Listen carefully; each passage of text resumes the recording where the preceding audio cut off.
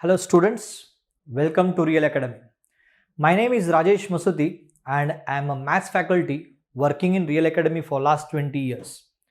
Today we are going to start and deal with a very interesting topic of your curriculum, that is arithmetic progression. Now what is arithmetic progression?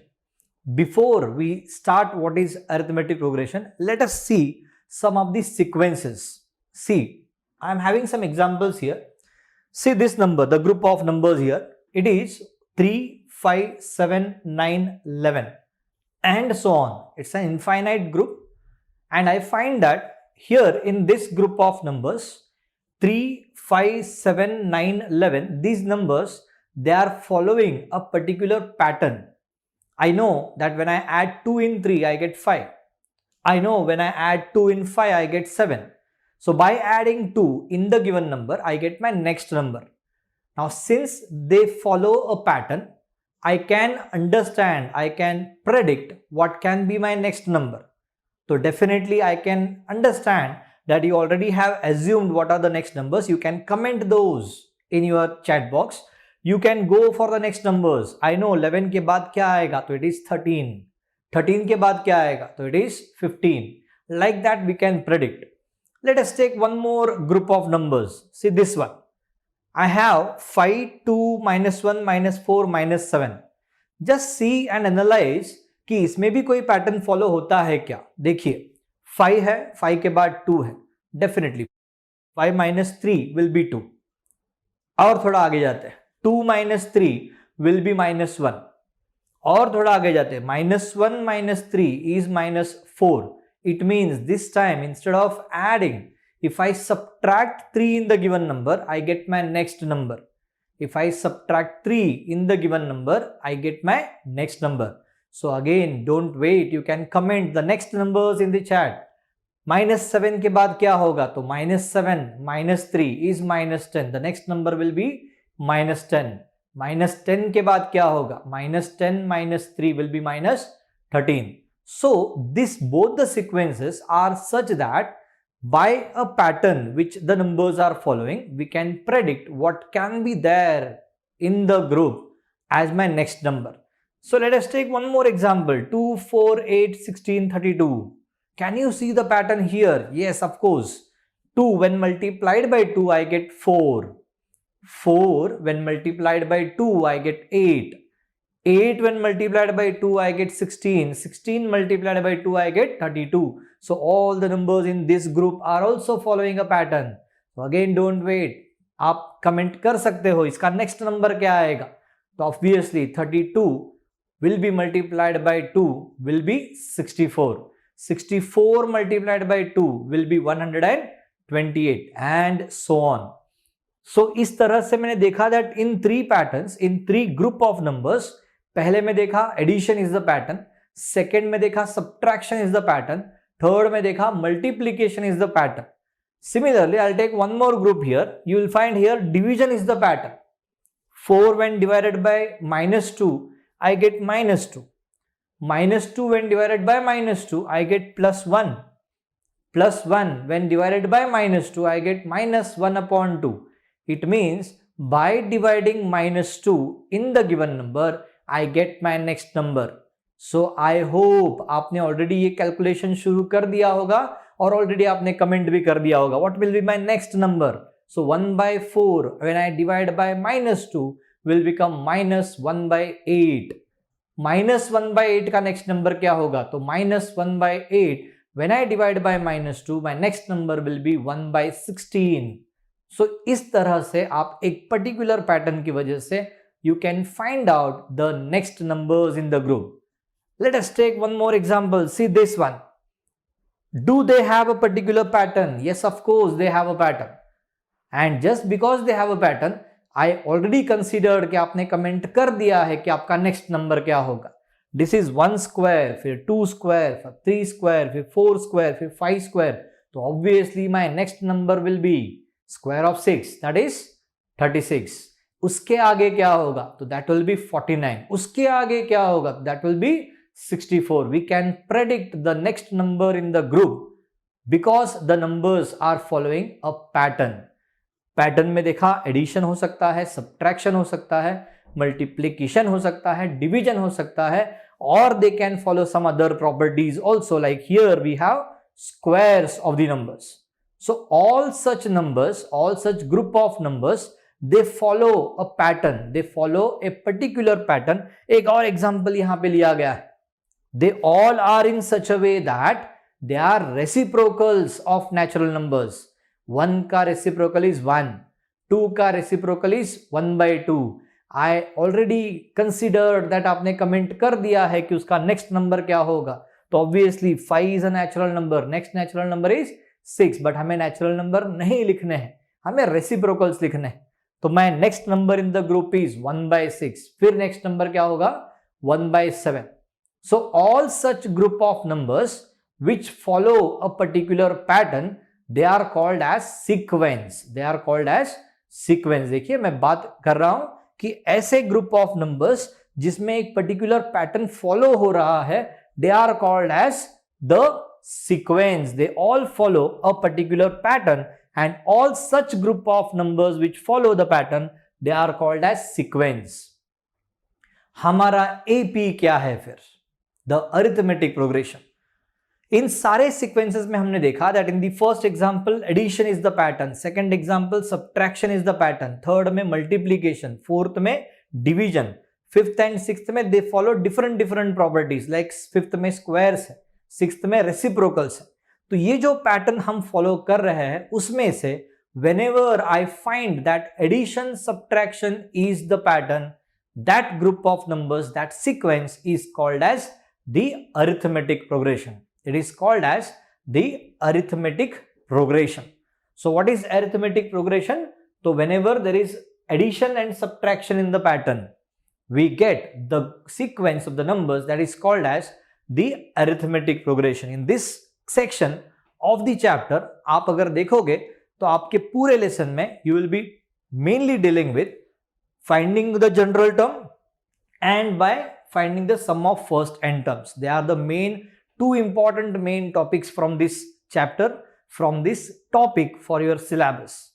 तो हम उस part पे आएंगे one by one, but before that let us understand arithmetic progression in little bit detail. What is arithmetic progression? तो अभी हमने define किया that it is when a pattern is following either addition or subtraction. See how it is defined. The sequence in which difference between any two consecutive terms remains constant. आप किसी भी दो terms का difference find कर लो ना. What is difference? Difference is subtraction. If you have 5 terms तो आप second term minus first term, consecutive terms का डिफरेंस चाहिए. तो second term minus first term, third term minus second term, fourth term minus third term, fifth term minus fourth term, आप जब ही find करोगे and if you find that that difference remains constant through out, it remains the same through out, then such sequence is called as the arithmetic progression. I hope you already got this. अगर आपको कुछ examples मालूम हो रहे हैं इस बात पर तो आप कमेंट में जरूर लिखिएगा. कैसे एग्जाम्पल्स चाहिए जिसमें डिफरेंसेस कांस्टेंट आते हैं? I'll give you an example. Let us take table of 5. 5 1 is 5, 5 2 is 10, 5 3 is 15, 5 4 is 20, 5 5 is 25 and so on. ये जो सीक्वेंस आपका बना है 5, 10, 15, 20, 25 एंड सो ऑन, इस पूरे सीक्वेंस में हम देख सकते हैं the difference between the terms is constant and that is 5. And इस हिसाब से मैं आपको ये बता सकता हूं that you take any table for an example, it will be an example of AP. Okay, और भी बहुत सारे हो सकते हैं, मैंने एक एग्जांपल छोटा सा आपको दे दिया. Now what I am going to do is we have an example here. It is the terms in the AP. If I want to express them, I'll express them as A1, A2, A3, A4 and so on. या फिर T1, T2, T3, T4 and so on.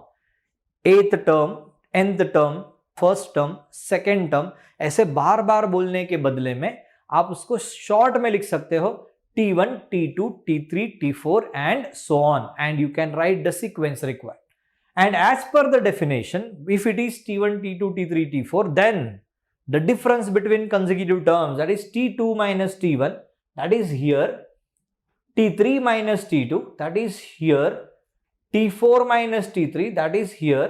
In fact अगर T5 होता तो T5 minus T4, T6 होता तो T6 minus T5, ये सारे values हमें मिलेंगे constant and therefore the given sequence is an AP.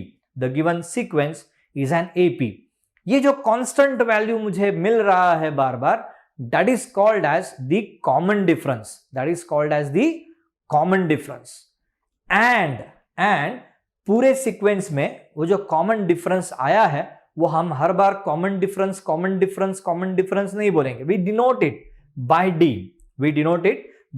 D. And when we write all these terms here, तो आई फाइंड दैट किसी भी टर्म को फाइंड करने के लिए आप पिछले वाले टर्म में डी को ऐड कर दो. Ed D in the any given term, you will definitely get the next term of the sequence. Next term आपके सीक्वेंस में क्या है वो आपको मिलेगा. जो फर्स्ट टर्म होता है उस पर्टिकुलर सीक्वेंस में, उस पर्टिकुलर एपी में, it is denoted as A.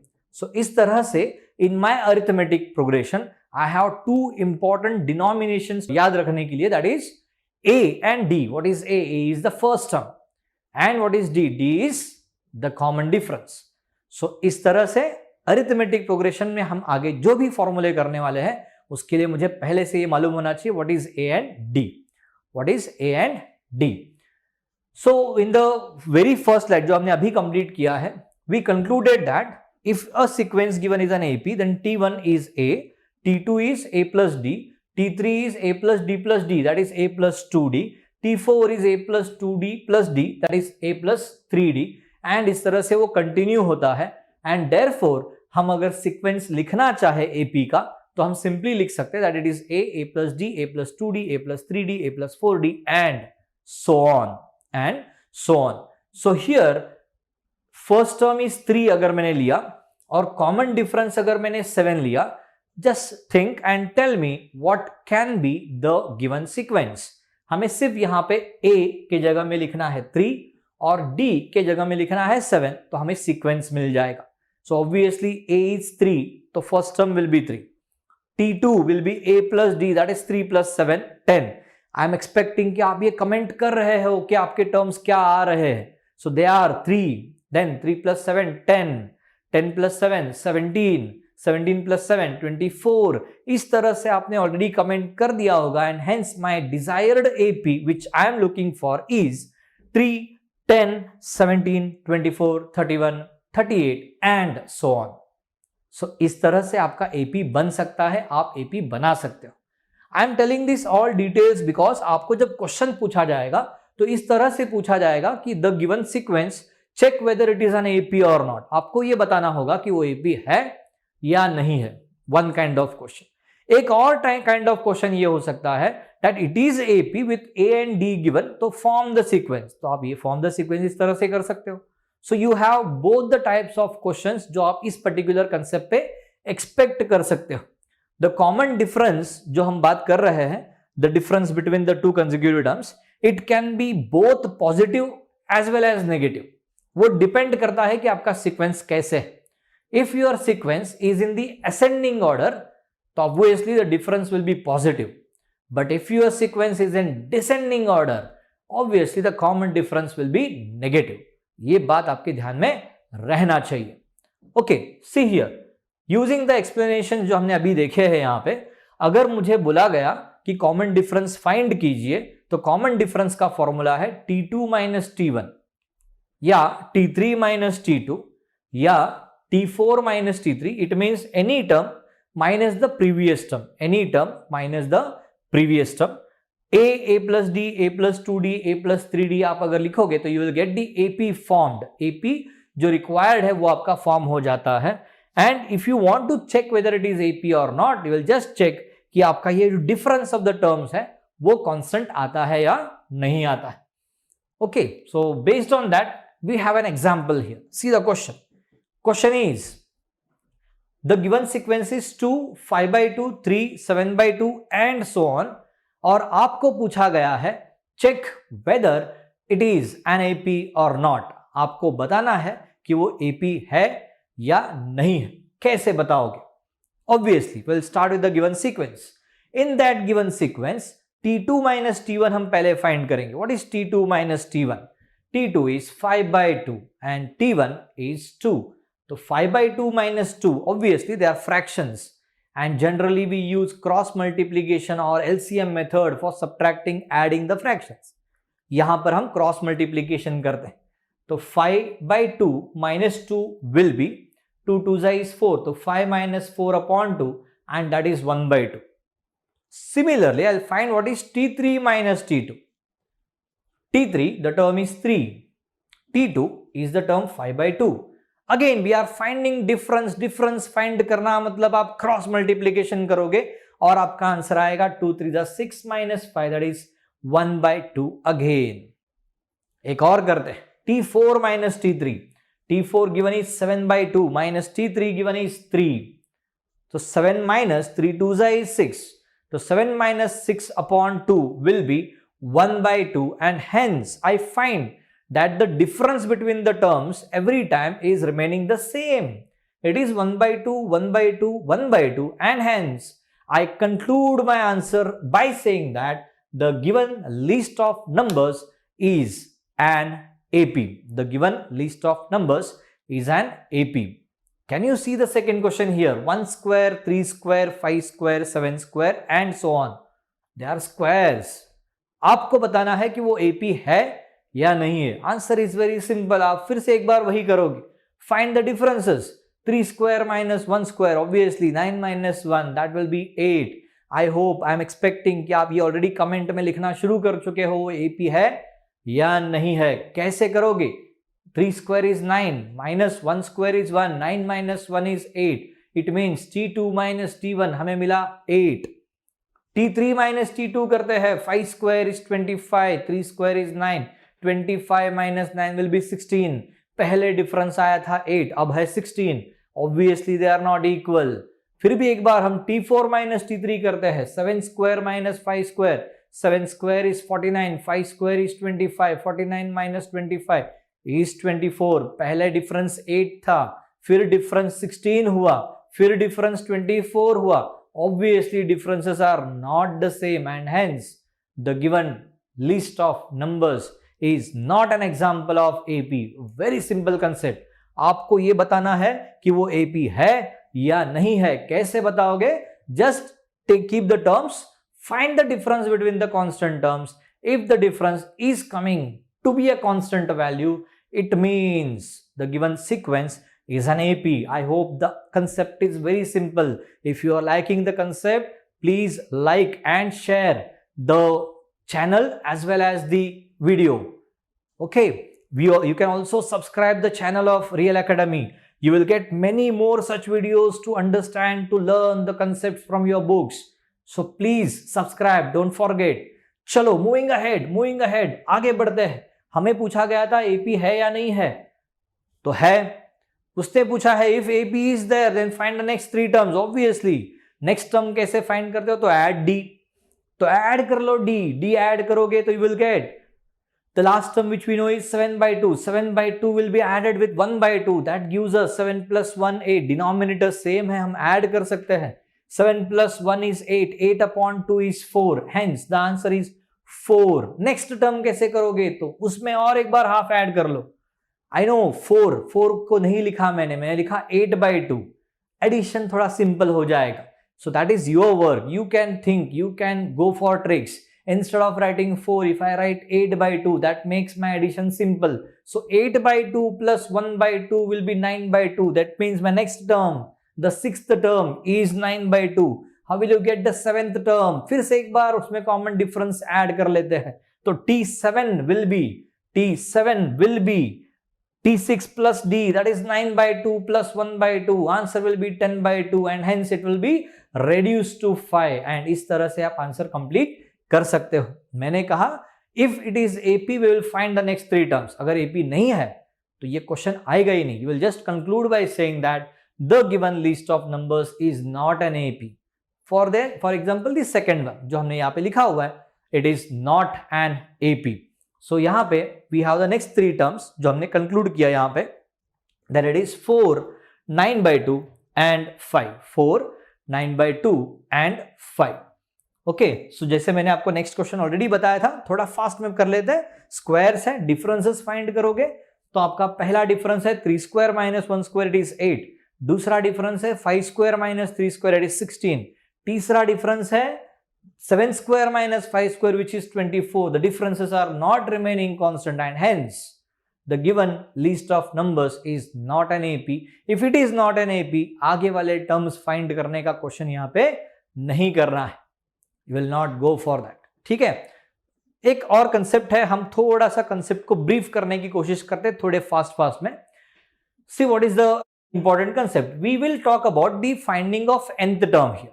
We will talk about the finding of nth term. कैसे फाइंड करोगे? तो अभी हमने देखा that just go on adding d, you will get the answer. So first term जो है, मैंने उसको first term जैसे नहीं लिखा. See how I have written it. A is the first term. I can write it as a plus 0. That means I can write it as a plus 1 minus 1 into d. Why 1 minus 1? Because it is first term, तो 1 minus 1 मैंने किया. देखो, I am trying to write in such a way that it follows a pattern. It follows a pattern. Second term अगर चाहिए तो हम उसमें d add करते हैं. Obviously, तो first term में a था, add किया d, तो it will become a plus d. It will become a plus d. But यहां पर मैं d नहीं लिखूंगा. I will write it as 2 minus 1 into d. पहले वाले में दूसरे वाले में कुछ कॉमन दिख रहा है आपको? a को हमने लिखा था 0 into d. A2 में हमने लिखा a plus d, which I write as 2 minus 1 into d. When it was first term, it is 1 minus 1. When it was second term, it is 2 minus 1. Obviously, third term में क्या होगा? तो third term में a plus d will be added by d, so it becomes a plus 2d. Instead of 2d, I write it as 3 minus 1 into d. First term, 1 minus 1. Second term, 2 minus 1. Third term, 3 minus 1. What I find is A और D में कुछ भी बदलाव नहीं हो रहे हैं, but बदलाव कहां हो रहा है? तो ब्रैकेट में हो रहा है. And that is because number of terms के ऊपर डिपेंड कर रहा है. It was A1, it is 1 minus 1. When it is A2, 2 minus 1. When it is A3, 3 minus 1. When it is A4, A plus 3D, 3 can be written as 4 minus 1 into D. 4 है तो 4 minus 1 into D. Obviously आप तुरंत comment करना शुरू कर सकते हो कि फिफ्थ टर्म में क्या लिखोगे, तो it will B a plus 5 minus 1 into D. Sixth term में क्या लिखोगे? a plus 6 minus 1 into D. Seventh term में क्या लिखोगे? a plus 7 minus 1 into D. ऐसे करते करते करते हम जब 8th टर्म में 8 माइनस 1, 9th टर्म में 9 माइनस 1, ऐसे करते करते हम जब nth टर्म में पहुंच जाएंगे. nth term, I don't know what is value of n, but what I see from the pattern is 1 के लिए 1 माइनस 1, 2 के लिए 2 माइनस 1, 3 के लिए 3 माइनस 1. तो n के लिए it will B n minus 1, and hence I conclude that the formula for finding the nth term in an AP is a plus n minus 1 into d, where a is the first term, d is the common difference and n will be the nth term जो है वो हमें वहां पे लिखना है. n is the number of term. So using this formula you can find the any number of term in the given AP directly. यानी एक एग्जांपल लेते हैं हम लोग. मान लो आपको a मालूम है, मान लो आपको d भी मालूम है, और मैंने आपको पूछा है फाइंड 17th टर्म. अगर ये फॉर्मूला यूज नहीं करते हो तो 17th टर्म फाइंड करने के लिए आप ऐसे थोड़े ही कर सकते हो कि पहले आप सेकेंड टर्म फाइंड करो, फिर आप थर्ड टर्म फाइंड करो, फिर आप फोर्थ टर्म फाइंड करो, फिर आप फिफ्थ, सिक्स्थ, सेवेंथ, एट्थ, ऐसे करते करते हम 17th टर्म तक पहुंचेंगे. That will be a very huge and lengthy method of solving the answer. But ये जो फॉर्मूला हमने यहां लिखा हुआ है, because we can see that every term is following a pattern, ये जो फॉर्मूला हमने यहां लिखा हुआ है, that gives us the value of nth term directly, which is a plus n minus 1 into D. उसके लिए आपको क्या क्या मालूम होना चाहिए? For that you must know what is the first term in the given sequence, in the given AP. You must know what is the value of common difference in the given AP. You must know what is the nth term which you are going to find that nth term gives us n मतलब number of term. ये तीन चीजें अगर मुझे मालूम है तो I can find the nth term in an AP very easily. So बच्चों, हमने अभी जो सेशन में पढ़ा है that is something like this, that अलग अलग टाइप के सीक्वेंसेस होते हैं। वो सीक्वेंसेस एडिशन की वजह से हो सकते हैं, सब्ट्रैक्शन की वजह से हो सकते हैं, मल्टीप्लीकेशन की वजह से हो सकते हैं, डिवीजन की वजह से हो सकते हैं, और बाय सम अदर प्रॉपर्टी भी हो सकते हैं। उन सारे सीक्वेंसेस में, उन सारे ग्रुप ऑफ नंबर्स में, the group of number which is obtained by adding और subtracting such group of number is called as NAP, arithmetic progression। Define हमने ऐसे किया था that if the difference between the consecutive terms remain the same, that kind of sequence is called as an AP। AP में आपको question, basic level पे question पूछा जाएगा, check whether the sequence is an AP। तो simple में find the difference between the consecutive terms, if you find that is remaining constant, it means it is an AP। अगर वो difference constant नहीं रहता तो वो AP नहीं है। Okay, finding the next terms कैसे कर सकते हो? Just go on adding D। आप D ऐड करते जाओगे तो आपके टर्म्स फाइंड होते जाते हैं। अब ये जो D ऐड करने वाली बात है, D can be positive ascending order में अगर आपका सीक्वेंस है तो, लेकिन D नेगेटिव भी हो सकता है if it is in descending order. So therefore आप जब माइनस करने वाले हो, सॉरी ऐड करने वाले हो, और आपका D का वैल्यू माइनस है, थोड़ा केयरफुल रहना पड़ेगा, ध्यान में रखना। Okay, after that we saw that by pattern which is followed by the terms in the AP we can directly go for the nth term required. अगर मैंने आपको एग्जांपल के लिए 17th टर्म पूछा होता, अगर उसके बदले में मैं आपको कुछ और बड़ा पूछूं, 43rd टर्म फाइंड करो, 158 वाला टर्म फाइंड करो, तो कैसे फाइंड करोगे? वन बाय वन तो नहीं लिख सकते। For that we come to a formula which is an is equal to a plus n minus 1 into d। I hope you are understanding each and every concept very clearly. They are very interesting, और भी interesting होगा आगे जैसे जैसे आप बढ़ते जाओगे। तो for that you will have to subscribe the real academy channel. आप सब्सक्राइब करो, लाइक करो, शेयर करो। सब्सक्राइब करने के बाद एक घंटी बजेगी, उसको भी बजाना है आपको, and then only you can get the updates from the videos। So I hope you understood all the matters from this। next session में और भी अच्छा कुछ हम पढ़ने की कोशिश करेंगे। till then have a nice time। thank you।